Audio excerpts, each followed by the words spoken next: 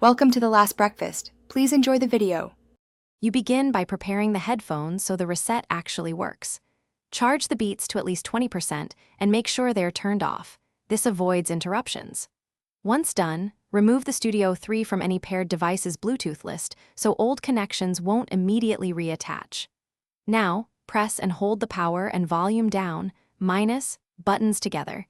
This is the first actionable step to trigger the factory reset routine, because the two-button press is how Beats recognizes a hard reset command.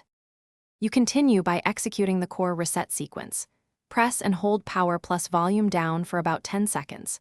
You need to watch the LED. When it starts flashing, that indicates the headphones have cleared their settings. If the LED stays steady, release and try again because the command didn't register. After the LED changes, wait roughly 30 seconds before releasing the buttons so internal memory finishes clearing. This ensures the reset completes cleanly rather than leaving partial settings behind. You finish by putting the headphones back into pairing mode. Press and hold power for about 5 seconds until the LED flashes white, then pair from your device's Bluetooth menu. Test audio, calls, and active noise cancellation to confirm functionality.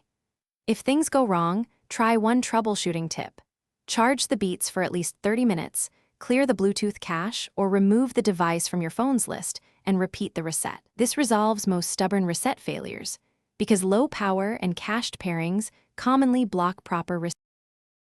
Thanks for watching. If this was helpful, leave a like and consider subscribing. See you next time.